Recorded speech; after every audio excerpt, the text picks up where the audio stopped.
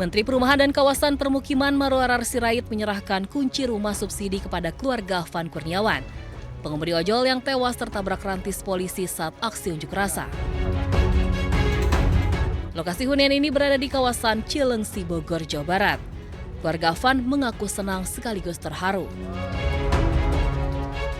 Karena kalau tidak cocok di sini, saya sudah siapkan dua alternatif rumah subsidi. Yang pertama di Tiga Raksa, yang bagus, ya Pak Heru ya, yang di Tiga Raksa ya, di Tangerang ya, yang kita udah cek bagus. Yang kedua di Serang, di Serang ya gitu. Nah, jadi saya meminta memang dari Bapak Ibu mungkin tidak muter-muter.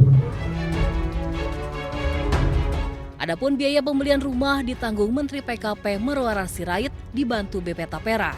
Semasa hidupnya Afan merupakan tulang punggung keluarga dan bercita-cita bisa membelikan rumah untuk kedua orang tuanya. Dari Bogor, Jawa Barat, Cahyat Supriyatna, iNews melaporkan.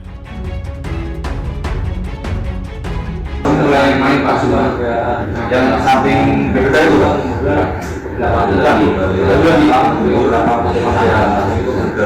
ya pasti masuk. Jadi itu sudah mulai ramai. Dalam bulan ya, dorong dari itu bukan pemerintah dan dorong itu dari siang. Nah, kamu website dari mana kan?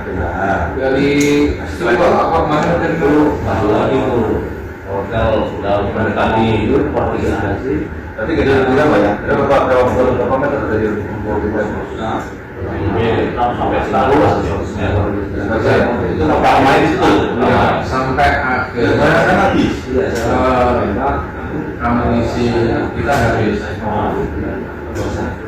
di situ kita tetap diadakan kompor kosas.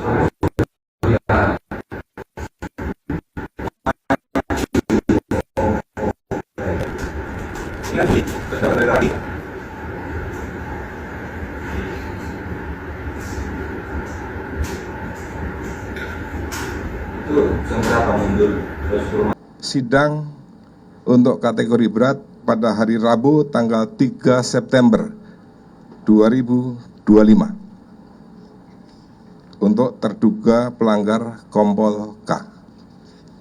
Dan Kamis tanggal 4 September 2025 ini untuk terduga pelanggar Bribka R. Sedangkan kategori sedang nanti setelah Rabu dan Kamis dan proses sedang berjalan.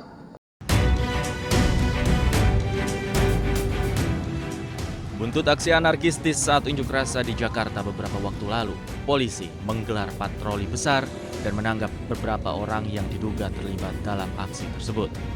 Polda Metro Jaya menangkap dan menetapkan Direktur Eksekutif Lokataru Foundation, Del Pedro Marhain sebagai tersangka. Del Pedro Marhain diduga melakukan provokasi untuk melakukan tindakan anarkistis yang berdampak pada rusaknya sejumlah fasilitas umum saat aksi unjuk rasa yang digelar di Jakarta. Polisi mengklaim Del Pedro melakukan ajakan dan hasutan yang provokatif untuk melakukan aksi anarkis dengan melibatkan pelajar dan anak-anak. Polisi juga menyebut berdasarkan bukti yang ditemukan, Del Pedro melakukan provokasi sejak unjuk rasa yang digelar pada 25 Agustus 2025 yang lalu. Direktorat Reskrim Polda Metro Jaya telah melakukan penangkapan terhadap saudara DMR atas dugaan melakukan ajakan, hasutan yang provokatif untuk melakukan aksi anarkis dengan melibatkan pelajar, termasuk anak. Ya, jadi anak ini usianya sebelum 18 tahun. Saudara DMR diduga melakukan tindak pidana menghasut untuk melakukan pidana dan atau menyebarkan informasi elektronik yang diketahuinya membuat pemberitahuan bohong yang menimbulkan kerusuhan dan keresahan di masyarakat. Sementara itu, kuasa hukum Del Pedro menyebut prosedur penangkapan yang dilakukan oleh polisi tidak sesuai aturan. Tanpa proses pemanggilan dan pemeriksaan, polisi disebut langsung menjemput paksa Del Pedro dan menetapkan sebagai tersangka. Dari sisi prosedur dalam konteks penangkapan teman-teman kami, sahabat kami Del Pedro dan juga Mujafar, dari sisi prosedur itu sangat menyalahi KUHAP gitu ya. Tidak ada proses pemeriksaan awal, pemanggilan, bahkan tiba-tiba langsung ditangkap, langsung penetapan tersangka bahkan.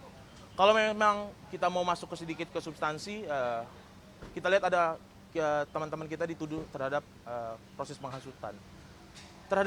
Terhadap hasutan yang mana gitu? Apakah ada proses cross check silang antara siapa yang dihasut dan juga penghasut? Tidak ada informasi itu secara utuh, secara proper. Hasil dari diskusi Prabowo dengan sejumlah... Del Pedro Marhain saat ini menjabat sebagai Direktur Eksekutif Lokataru Foundation, sebuah organisasi yang berfokus pada advokasi hukum dan hak asasi manusia. Dengan latar belakang di bidang hukum dan ilmu politik, Del Pedro mengawali karirnya di bidang advokasi dan penelitian. Ia pernah menjadi peneliti di Lokataru Law and Human Rights. Ia juga pernah menjadi program asisten di Komisi untuk Orang Hilang dan Tindak Kekerasan atau Kontras. Del Pedro juga sempat diamankan Polda Metro Jaya saat unjuk rasa penolakan RUU Pilkada di gedung DPR pada tahun 2024 yang lalu. Dari Jakarta, tim Liputan iNews melaporkan. Terkait dengan situasi yang terjadi, terutama soal yang punya satu ketahuan ini, part numbernya ini, part number. Jam tangan mewah milik mantan Wakil Ketua Komisi 3 DPR RI Ahmad Sahroni yang sebelumnya dijarah pada Sabtu kemarin akhirnya dikembalikan. Proses pengembalian dilakukan secara mediasi di kediaman orang tua remaja yang diduga mengambil jam tangan mewah itu. Jam tangan diserahkan langsung kepada pihak Ahmad Sahroni, yakni Imamuddin, disaksikan Ketua RT dan Ketua RW setempat. Orang tua remaja pengambil jam tangan yang namanya disamarkan sebagai kakak ini menyesal dan memohon maaf karena ketidaktahuan anaknya yang masih di bawah umur. Orang tua menyebut anaknya ikut-ikutan dalam aksi penjarahan yang terjadi pada rumah Sahroni pada Sabtu 30 Agustus lalu. Yang jelas itu banyak dan dia waktu pada saat ada yang bawa barang segitu banyaknya, ada yang terjatuh dan ada yang orang sampai nggak bisa megang gitu itu barang dan akhirnya dia ngambil itu barang.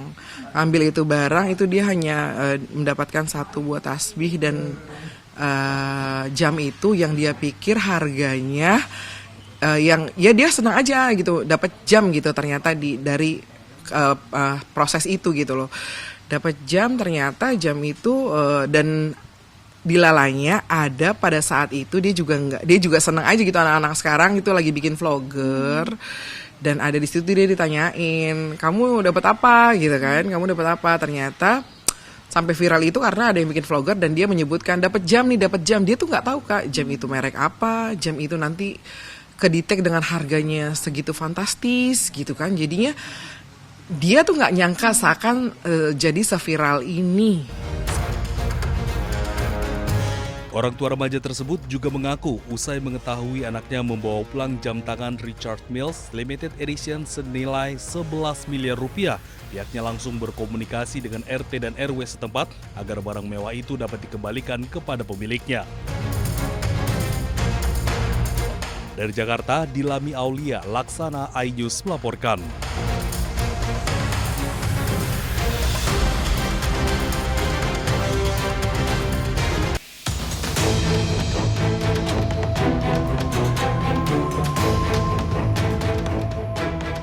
Aksi pencurian sepeda yang dilakukan seorang pria di wilayah Peterongan, Kabupaten Jombang, Jawa Timur terekam CCTV. Pelaku yang menggunakan motor mengamati situasi dan langsung menggasak sepeda yang terparkir di halaman rumah warga. Sepeda incaran dinaikkan ke atas motor pelaku yang memang telah disiapkan. Tak hanya satu, pelaku bahkan mengambil 3 sepeda sekaligus dari 2 rumah berdekatan lalu kabur. Peristiwa pencurian baru diketahui setelah anak korban hendak berangkat ke sekolah dan mencari sepedanya. Korban baru mengetahui kejadian usai memeriksa hasil rekaman CCTV. Setelah dicek di CCTV, ternyata ada orangnya yang mencuri itu tadi, ada yang mencuri. Jadi Berapa orang yang mencuri itu, Pak? Ya 1 orang cuma dibawa dengan apa? Ada alatnya, itu loh seperti andang itu loh. Korban yang mengalami kerugian mencapai 3 juta rupiah melaporkan kejadian ini ke polisi dibekali hasil rekaman CCTV. Di Jombang, Jawa Timur, Muhtar Bagus melaporkan.